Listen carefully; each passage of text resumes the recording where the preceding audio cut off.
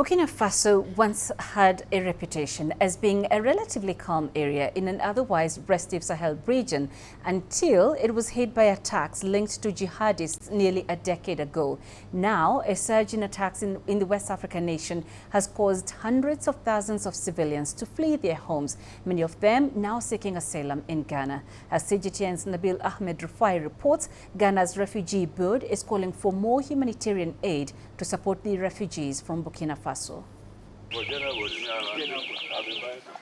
Daamata Yenboni fled from her village in Burkina Faso early this year after attacks by suspected terrorists. She now lives in this camp in Tarikom in northern Ghana. We were at home one evening and heard gunshots being fired. We didn't understand what was happening. The next morning we realized that militants had killed many people. So we fled and came to Ghana. Burkina Faso has seen frequent attacks by armed groups since 2015, which, according to the United Nations, have killed nearly 20,000 people and displaced more than 2 million people. Nearly 4,000 displaced people from Burkina Faso have taken shelter at this camp. Many of them are worried about their relatives still trapped in the conflict areas back home. The insecurity in Burkina Faso led to 2 military coups last year. The junta leaders who carried out the overthrow said they wanted to tackle the insurgencies head-on. But the attacks by militant groups have persisted, so many women and children continue to flee Burkina Faso through this border to enter Ghana. Out of fear, we ran away from Burkina Faso. We now work on farms owned by Ghanaians to feed ourselves.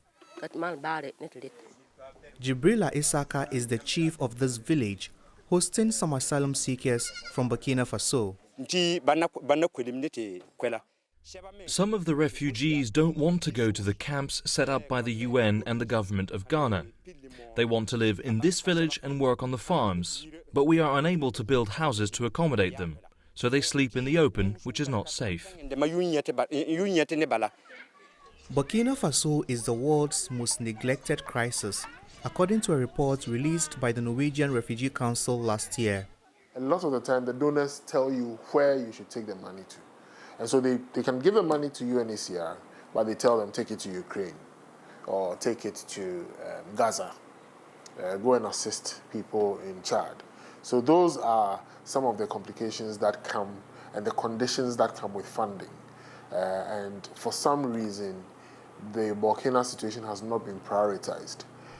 Analysts are concerned that West African countries, including Ghana, Togo, and Cote d'Ivoire, face threats of jihadist spillover from Mali and Burkina Faso. ECOWAS has to be very interested in it, and it has to go beyond the fact that the military is in charge in that country and put in place the right protocols and, of course, the right measures to help the Burkinabe authorities, despite the fact that it's under a military regime, to counter the threats. As the insecurity in Burkina Faso lingers, some of the refugees want to make Ghana their permanent home, but Daamata Yenboni yearns to return to reconnect with her family. Nabil Ahmed Rufai, CGTN, Tarikom, Northern Ghana.